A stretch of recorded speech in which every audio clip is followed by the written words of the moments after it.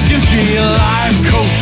Danny Bonaduce, life coach. That would be me, Danny Bonaduce, life coach. Here are the phone numbers, 1-800-252-1025. Or send us your emails. We monitor the email machine. That makes me sound topical. We audit our email every single day, 24 hours a day, 7 days a week. Lifecoach at KZOK.com. Life Coach brought to you by Goldberg Jones Divorce for Men. Call 1-800-DIVORCE. Let's talk to Becky in Bend, Oregon. Good morning, Becky. Good morning. How are you? Fine. How are you? Very well, thank you for asking. I need Do help I say my condolences on that school shooting just because you're from Oregon, or am I just opening that up for nothing? No, definitely. That's insane. Right. Okay. Prayers to them, too. Yeah, to you too. So what's up, Becky? I need advice and some help on helping my best friend. She's let me see where I can start and try to be quick. Okay, she got with this guy because her boyfriend cheated on the girl. Cheated on her with the girl and she's with the boyfriend now. They basically switched partners. She thought she was getting back at her ex for cheating by messing with her ex-boyfriend. Within 2 weeks, she got pregnant, and so now she's married to the guy. It's been 6 years, and he's been just dogging her out the whole time. And by dogging her out, do you mean continuing his cheating ways? He's been cheating. He's started doing drugs. Well, he's been doing drugs, but he binged and went back. He broke into the place where he worked at, stole some stuff, got arrested, and went to jail. She took him back. Well, she's got a kid, because here's the thing. I'm just going to assume that your question is, how do I get my friend to leave this guy, right? Yeah, because the final straw, their child is a special needs child. Right. And he crossed state lines to meet a prostitute that he had met online. And took the baby he's 5 years old, but he took him with him. Awful young to be meeting hookers, if you ask me. Yeah, he didn't have anyone to watch him, so he let the prostitute's mother watch the baby, or their son. This guy is a charmer.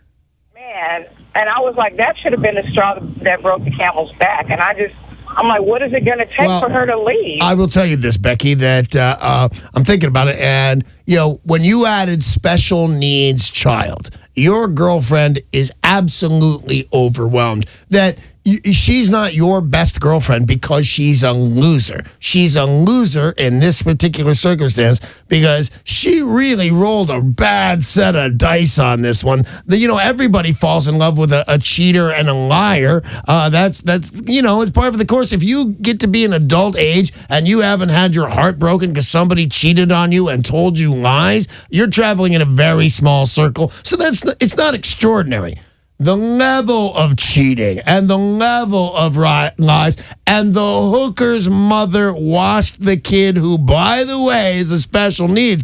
You're jumping into the world of extraordinary, Becky. So here's what you have to do. Under all circumstances, I would say, give it a minute. Just wait a second on this one. You sound normal. You sound great. You sound interested. Your best friend probably is not a loser. She'll come to her senses and go, oh, my God. What am I doing here? I deserve better than this. And that's the key. When they realize they deserve better, and everybody does, they'll come to their senses. But you throw in a special needs child who's only 5 years old, and the woman's got no way out. Here's what she's thinking. This is what I know. And there's a great quote, and I think it's completely accurate. The hell you know is better than the hell you don't know. Meaning, it's all terrible. But what's that going to be if I leave this guy and I have to afford the special needs kid on my own? What's it going to be? I understand this. I can survive this. It's terrible, but I can survive it. So here's what you have to do. You have to give her a better situation. And by saying give her, you have to help her do it on her own. She has to find a better job. She has to start looking around for apartments on the down low if she's worried about this guy. Find where special needs daycare is in her life. You have to help her. When you leave here, the hell you know is going to be better. It's not going to be great. It's going to be really tough. It's hard. You have a special needs kid. You're going to be a single mom. It's going to be really difficult. But it's going to be better than that. And that's what you have to show her. You have to show her, open this door, go through it, and it's better, I promise. And it's hard to be worse. Help her find something better, and she'll go to it, Becky. I promise you. Hey, thank you for the call. I appreciate it. This is Danny Bonaduce, life coach, still taking your calls at 800-252-1025. We've got a follow-up here from Jessica in Linwood. Hi, Jessica in Linwood. Hi, good morning, Danny. How are you? I'm very well, thank you. I hope you're well. Good. Yeah, I'm doing pretty well. I've called in a couple times before, and you've given me some awesome advice. Well, that's what I'm here for. And so I kind of wanted to do a follow-up, but I also wanted to get a little bit more advice from you. And so what I wanted to ask you about is for the last, I would say 3 years or so, I've had some pretty major stressful events in my life. I got sober a couple of years ago and have been able to maintain that. I recently had a divorce, which was sort of related to getting sober. Right. And a couple of years ago, my dad was diagnosed with a major skin cancer. And he's been kind of in and out of treatment, battling that. I used to be pretty overweight, and I got that under control. I've been.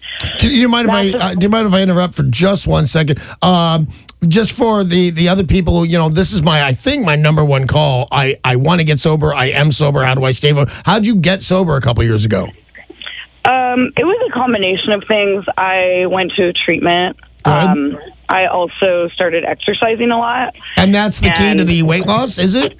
Yeah, absolutely. I will tell you, if you had called me and I'd said, go to treatment and exercise, and you called back and said, well, you know what? I quit drugs, Danny, and I'm thin now. I would retire from life coach and say, Jessica's my winner right there. So I'm real proud of you, Jessica. Okay, now what can I do for you? Okay, thank you. So I think I'm kind of coming down off of this, especially all the stuff that's happened with my divorce, and it's been such a huge emotional roller coaster for me. And I'm heading in a really good place. And just a couple months ago, it was too much for me, and I talked to my doctor, and I got on some anti-anxiety medication. Right.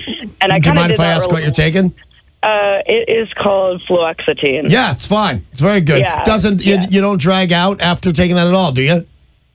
I don't what? You don't have effects where you just have no energy. That's just a good pill.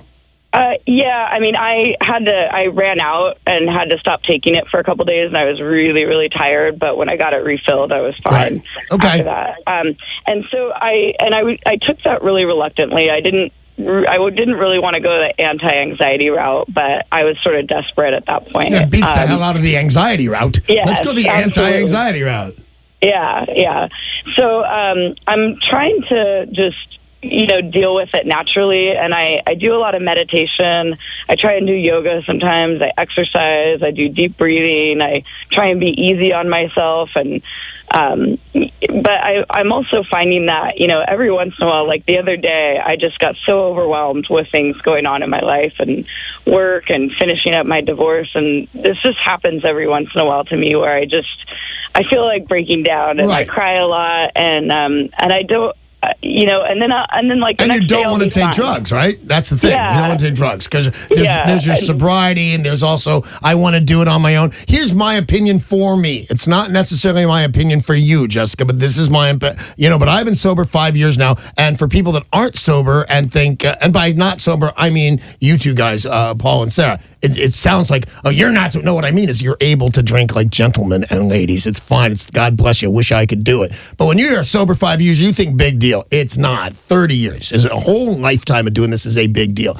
But when you're saying, I don't want to take drugs to protect my sobriety, they don't go hand in hand. A lot of people, there's nut jobs out there, Jessica, in the sober world that don't do Novocaine at the dentist. Yeah, craziness. You're way more crazy sober than you were on drugs because you probably go to the dentist on drugs. So here's my call. How do I handle this paralyzing anxiety with drugs? Don't. Take the drugs the doctor gives you. Make sure you're going into the office. You tell the doctor, I'm sober, 2 years, super precarious. Remember that. Only give me 3 pills, 5 pills, 8 pills. Remember to do that, whatever it is. But Jessica, the drugs, like the drug you're taking is a really good drug. There are some great drugs. Having said that, if you really don't want to, the focus you put into getting sober and getting thin, 2 of the biggest things that, and one, I'm still failing. I got I'm on the road to thin right now at 56 years old. it takes so much effort. If you focus that on this yoga you do sometimes, and until you find out it's the thing for you, make it daily. Make it twice daily. Make it the thing. If it's, obviously you like it because you do it now. I would think that you can do it by just powering through it with yoga. And I'm going to go yoga specifically, not something else. But don't poo-poo drugs, man. They sound bad because I'm saying the word drugs. Pharmaceuticals don't sound that much better. Let's go with medicine. I want to get rid of this without taking my medicine. I don't understand why you would do that. Just get the guy to give you only 3 or 4 pills so you can't abuse them, because I'd abuse them immediately. I'd abuse them the second he gave them to me. So that's what I'm going to say. If you're not interested in taking your medicine, I think you should reconsider. Start doing the yoga more often and see if that doesn't work out for you. Jessica, you are spectacular. Thank you for the call. We've got time for another caller. This is Bill in Tacoma. Bill, you're on with the Life Coach. Hey, Bill. Good morning, you people. What's up? What do you mean, you people? Oh, I have a 13-year-old that's out of control. He's cut a girl, made her bleed, stabbed a boy in the cheek, and the school continues to threaten him that they're going to call Judy and never do. Well, they should. You need to tell them they absolutely need to call. I mean, we just had a counseling, with the school, and I mean, he's been in counseling. Hang on one second. Hang on. I want to hear the rest of this. Gibbons, just look up the military schools in Tacoma or military academies in Tacoma, and also Outward Bound Outreach Program. Just any one of those that you come. I'll start with the military school. While you're looking at that, I'll go back to Bill. Bill, back to you. Okay. But I mean, it's just, the school doesn't seem to want to follow through. He thinks it's all a big joke. And I mean, he steals money. He just came out with $50 yesterday. He stabbed the kid in the face and they think it's funny? No. My son thinks it's funny because they're not doing anything about it, really. And they put you in a weird spot. This is a violent kid, and you can't raise a hand to him.